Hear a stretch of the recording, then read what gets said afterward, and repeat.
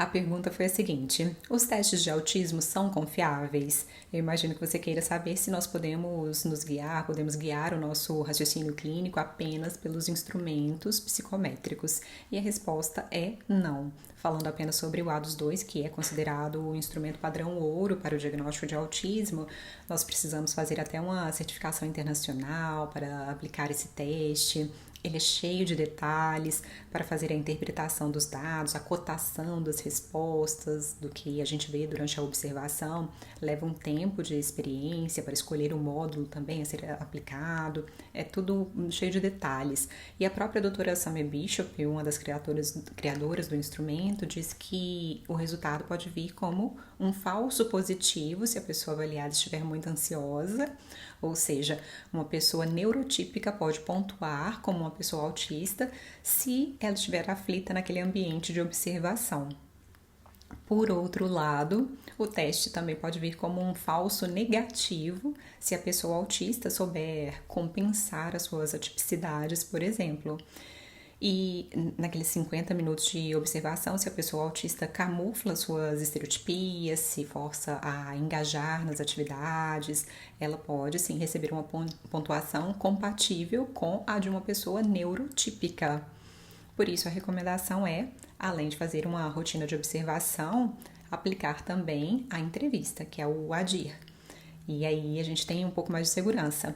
Observar também a criança ou o adulto em outras situações, buscar informações da família, dos professores, de quem estiver mais próximo, né? Quem observar a criança por um período mais longo. Mas só para pontuar aqui, esse cuidado de fazer uma investigação mais ampla não é exclusivo para o autismo. Até um exame de sangue pode vir com um resultado diferente daquele que a gente observa na realidade, do que a gente está vendo ali no nosso cliente. As crianças com TDAH também costumam performar muito bem nos testes de atenção porque elas gostam do desafio que é oferecido no consultório.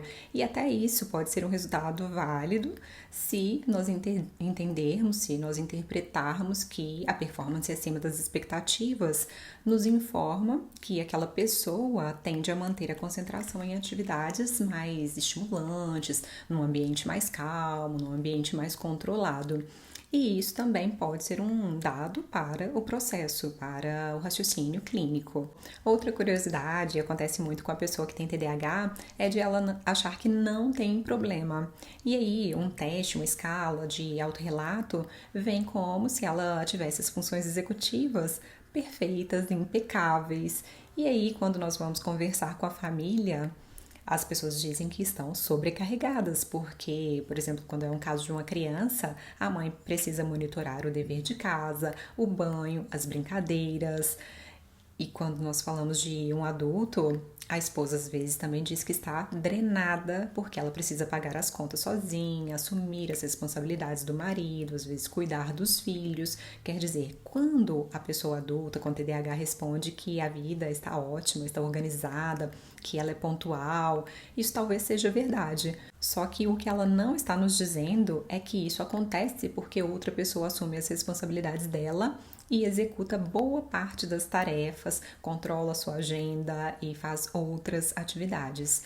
E a escala, muitas vezes, não consegue captar esse problema no relacionamento, nem o problema de falta de percepção do respondente, da pessoa, do adulto que tem o TDAH. E pensando em outra possibilidade de resultado impreciso, se alguém entra na sala enquanto você está aplicando um teste, ou se a pessoa que vai ser avaliada chega preocupada, ansiosa, se ela teve um problema no caminho, aí o resultado também pode se alterar por questões externas e o resultado não vai ser confiável, obviamente.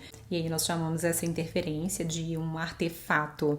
E se o profissional também não tiver traquejo com aquele teste que ele está aplicando, o resultado também pode ser equivocado. Se ele não souber fazer a cotação, ou se fizer uma cotação, né, uma contagem ali dos pontos enviesada, contagem dos scores, também pode ter um erro.